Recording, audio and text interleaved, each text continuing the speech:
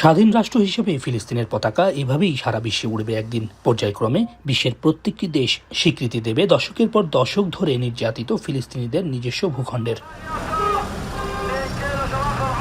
যুক্তরাষ্ট্রের বিরোধিতা উপেক্ষা করে কানাডা যা করেছে তা একটি মাইলফলক বলছেন বিশ্লেষকরা। কানাডার মতো আরও কয়েকটি দেশ একই সঙ্গে দিয়েছে আত্মমর্যাদার পথ, অন্যদেরও স্বীকৃতির পথে এগিয়ে নেবে। সারা পৃথিবীর মতো আমাদের এখানেও আমরা প্যালেস্টাইনের জন্য র্যালি করছি। আল্লাহ পাক একটা ফল দিছে, ইনশাল্লাহ খুব শীঘ্রই সারা পৃথিবীর প্রতিটা রাষ্ট্র ইনশাল্লাহ প্যালেস্টাইনকে ফ্রি রাষ্ট্র হিসেবে, স্বাধীন রাষ্ট্র হিসেবে ঘোষণা দেবে।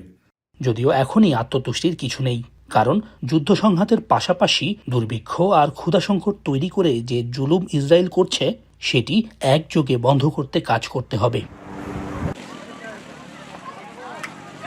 এই স্বীকৃতিকে কূটনৈতিক একটা কৌশল বলছেন কোনো বিশ্লেষক। এই স্বীকৃতি একটা বড় চালও হতে পারে, কারণ এসব দেশরাই তো আসলে সহযোগিতা করেছিল, ফান্ডিং করেছিল আপনার এই ফিলিস্তিনের নিপীড়ন নির্যাতনের পক্ষে। তো সেখানে এখন স্বীকৃতি এটার ফলে যদি আমরা বলি যে জেরুজালেম কি তারা পাবে কিনা, এটা ফিলিস্তিনের হবে কিনা, আমরা বলতে পারি ফিলিস্তিনের সীমানা কি হতে পারে। আমাদের জানার ইচ্ছা হচ্ছে যে 1948-49 সালে যে শরণার্থীগুলো বের হয়ে গিয়েছিল তাদের অবস্থান এখন কি হবে।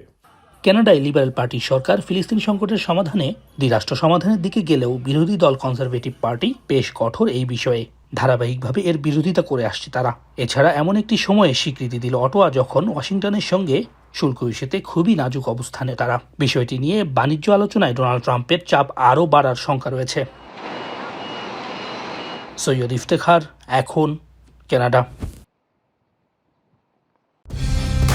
কালার এক্সপার্ট, জর্জ স্যাপ এবং মাইল্ড অন হ্যান্ডস টেকনোলজি সমৃদ্ধ অরিক্স ক্রিস্টাল ওয়াশ আপনার লন্ড্রি এক্সপার্ট।